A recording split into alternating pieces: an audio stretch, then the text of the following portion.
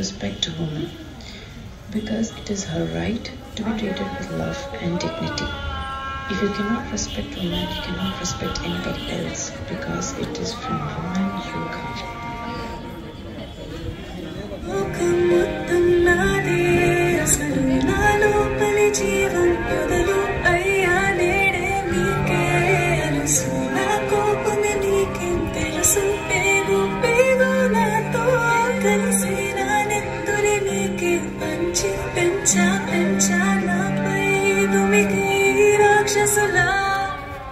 అత్యాచారం చేసినోని ఊరి తీయాలి, మేడ పట్టి గొంతు పిసికి కాల పెట్టాలి.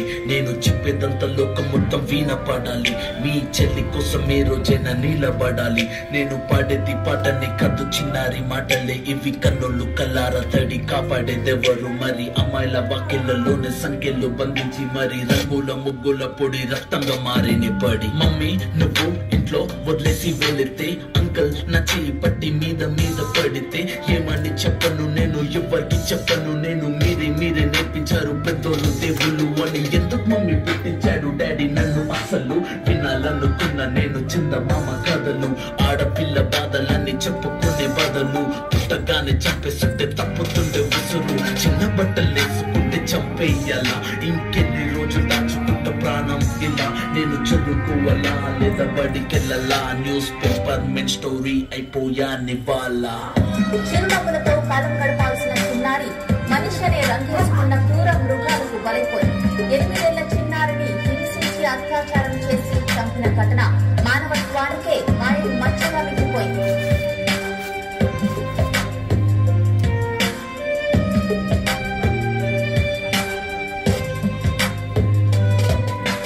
విలేజ్ పిల్లాని కాలేజీకి వెళ్ళాను, డిస్టింక్షన్ కొట్టేసి డిస్ట్రిక్ట్ లో దాటాను. సిటీకి రాగానే సిటీలు కొట్టారు, నల్లగున్నానని నేను నవ్వుల పాలయ్యాను. తల మీద చెయ్యి వేసి దీవించే గురువులు, నడు మీద చెయ్యి వేసి కోరారు పరుపులు. జింక పిల్లలాగా నేను తీశాను పరుగులు, చనిపోయిన కూడా మీద పడ్డారు పురుగులు. ఏదో సాధిద్దామని క్లాసెస్ కి వెళ్తే ఓ వ్యక్తిలో వంటున్నా వెంట పడనే.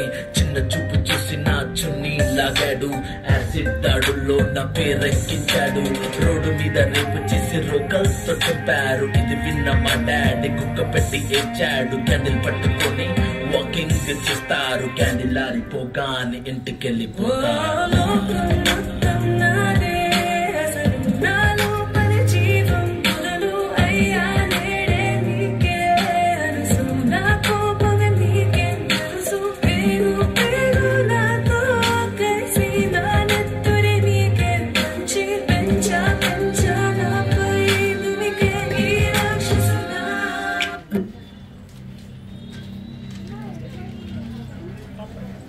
పుట్టగానే ఏడ్చినప్పుడు తెలియలేదు, చచ్చే వరకు ఏడుస్తూనే ఉంటానని.